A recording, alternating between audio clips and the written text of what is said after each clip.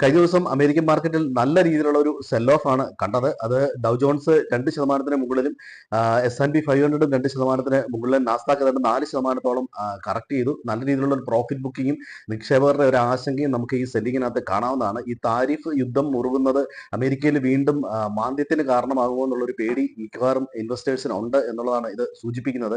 അതുപോലെ തന്നെ കാനഡയുടെ പുതിയ പ്രൈം മിനിസ്റ്റർ സഹകരണത്തിനൊന്നും ഞങ്ങൾ തയ്യാറല്ല, അമേരിക്ക ചുമത്തുന്നതിന് അനുസരിച്ച് തന്നെ ഞങ്ങൾ വീണ്ടും താരിഫ് ചുമത്തും എന്നുള്ളൊരു പ്രഖ്യാപനമായിട്ടാണ് പുതിയ പ്രൈം മിനിസ്റ്റർ വന്നേക്കുന്നത്. അതുപോലെ കാനഡ 25%-ഓളം താരിഫ് ചുമത്തിയിട്ടുണ്ട്. ഇലക്ട്രിസിറ്റി കാനഡയിൽ നിന്ന് പ്രധാനപ്പെട്ട ഒരു എക്സ്പോർട്ട് ഇലക്ട്രിസിറ്റിയാണ്. ഇത് വീണ്ടും അമേരിക്കയിലെ ഇൻഫ്ലേഷൻ കൂടാനും അതുപോലെ മറ്റൊരു മാന്ദ്യത്തിനും ഇടയാകേക്കാം എന്നുള്ള ഒരു ആശങ്ക നിലവിലുണ്ട്. ഇനി ഇന്ത്യയിലാണ് ICICI ബാങ്ക് വീണ്ടും ICICI സെക്യൂരിറ്റീസ് ഡീലിസ്റ്റ് ചെയ്യാനുള്ള ഒരു സാധ്യത വീണ്ടും കാണുന്നുണ്ട്.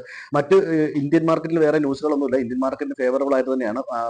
RBI ബാങ്കിന്റെ ലിക്വിഡിറ്റി കൂട്ടാനുള്ള മെഷേഴ്സ് എടുക്കുന്നതും അതുപോലെ ഇന്ത്യക്ക് കൂടുതൽ താരിഫ് ചുമത്തില്ല എന്നുള്ള ട്രംപിന്റെ ഭാഗത്തു നിന്നുള്ള പരാമർശമൊക്കെ ഇന്ത്യൻ മാർക്കറ്റിന് പോസിറ്റീവാണ്. പക്ഷേ ഗ്ലോബൽ സെൽ ഓഫ് വരുമ്പോൾ ഇന്ത്യൻ മാർക്കറ്റിനെ അത് ബാധിക്കാനുള്ള എല്ലാവിധ സാധ്യതകളും ഉണ്ട്. അതുപോലെ ഇനി FISന്റെ DISന്റെ പൊസിഷൻ നോക്കുകയാണെങ്കിൽ FIS വീണ്ടും സെല്ലിംഗ് സൈഡിൽ തന്നെയാണ് നിൽക്കുന്നത്. അല്പം സെല്ലിംഗ് പൊസിഷൻ കുറച്ചിട്ടുണ്ടെന്ന് മാത്രം. റീറ്റെയിൽ ട്രേഡേഴ്സ് ബുള്ളിഷ് ആയിട്ട് തന്നെ നിൽക്കുന്നു.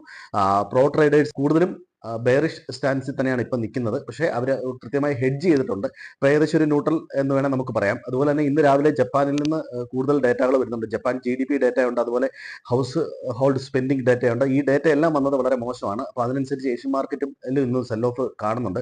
ഇന്ന് അമേരിക്കൻ മാർക്കറ്റിൽ പുതിയ ജോബ് ഓപ്പണിങ്ങിനെ പറ്റിയുള്ള ഡേറ്റ മാത്രമേ ഉള്ളൂ. അപ്പോൾ പൊതുവെ ഗ്ലോബലി മാർക്കറ്റ് വീണ്ടും ഒരു സെല്ലിങ്ങിലേക്കാണ് കാണുന്നത്. ഇന്ത്യൻ മാർക്കറ്റിന്റെ പോസിറ്റീവ് ന്യൂസുകൾ ഉണ്ടെങ്കിൽ പോലും ഗ്ലോബൽ മാർക്കറ്റ് അനുസരിച്ച് നീങ്ങാനാണ് സാധ്യത. അതുകൊണ്ട് ശ്രദ്ധിച്ച് മാത്രം പൊസിഷൻ എടുക്കുക.